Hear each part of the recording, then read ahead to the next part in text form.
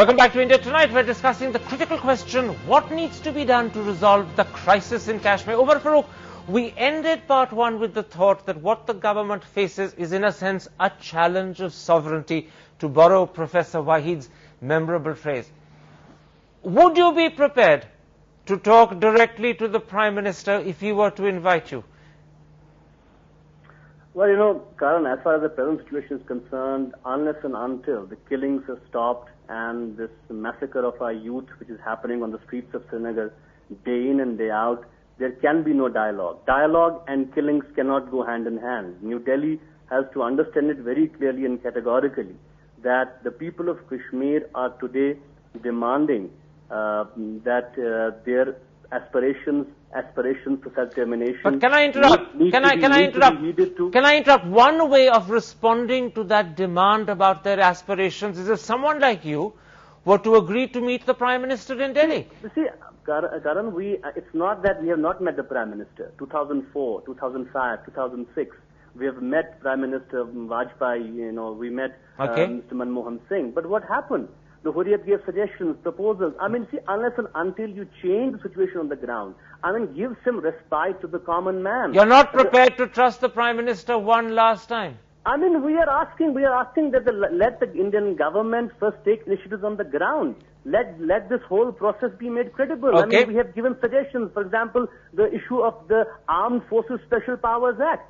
And what are you doing? We are asking for demilitarization, and you are sending more and more troops in response to what the people are saying. I take your point. And you are telling us to go and talk. I take your point. Muzaffar Beg, one of the thoughts being discussed in Delhi is that the Prime Minister might himself convene in Delhi an all-party meeting. If that were to happen, would the PDP this time participate, or would you boycott as you did in July when Omar Abdullah held an all-party meeting in Srinagar? We have always suggested that the Prime Minister should convene a meeting. But unfortunately, instead of that, it appears that Prime Minister is backing Omar Abdullah. No, but if the Prime Minister, if the Prime Minister now convenes a meeting himself in Delhi, will you attend? Yes, we will attend. But we are very unhappy that he appears to give him a license to kill the people of Kashmir. Well, no, I don't think, forgive me, I don't think he's giving a license to kill the people of Kashmir. Let's leave emotional rhetoric out. But the important point you're making is that if the Prime Minister does take an initiative, the PDP will attend. Am I correct in understanding? Yes, we will attend. If Prime Minister convenes a meeting, we'll attend. Would you go one step further and encourage the Prime Minister to take that initiative very quickly? Yes, we have requested him to convene a all-party meeting. Professor Wahid, given that people in Srinagar, whether you're talking about Umar Farooq or you're talking about the opposition in the shape of Muzaffar Beg, are talking about the credibility of the Chief Minister having collapsed to the point where they don't trust him, do you think it's now important, even if the Chief Minister is not removed, and perhaps removing him is the wrong thing to even talk about, but that Delhi should start taking the political initiative, because the Chief Minister himself also wants Delhi to do it? So is the focus of attention now sharply on the Prime Minister? Yes, I think it is, and I think that that's the direction that it should go in. The only thing is that I'm a bit puzzled by the Mirwaiz's response, because now what I'm hearing is conditionalities from everybody.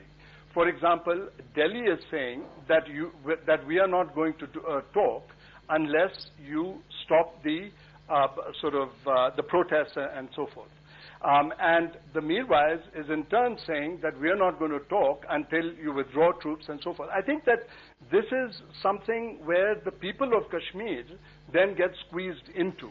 I understand. Let me stop you there. You've made a very fair point. Let me quickly bring in Mr. Taj Mohiuddin, who in a sense represents the government and perhaps also the Congress party.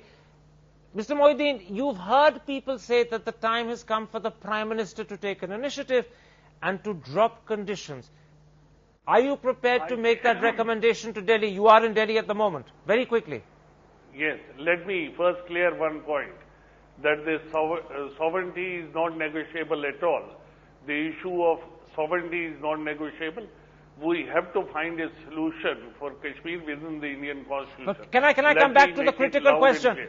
Given that you have to find a solution within the Constitution, and I think you can interpret the issue of sovereignty as being an issue that can be handled within the constitution. There are different shapes of the relationship between Srinagar and Delhi, and that can be played around with. Would you say the time has come for the Prime Minister to take an initiative, and will you recommend that very quickly? Yes, why not? Prime Minister has to take the initiative, and why not? I'll recommend. All right, yes, why not? That in a sense is not just a statement, it's almost a plea to the government of India. Please step forward, take an initiative. Srinagar in Kashmir cannot afford to burn any longer. On that note, my thanks to all my guests for joining us and for sharing with us their thinking. Goodbye, good night.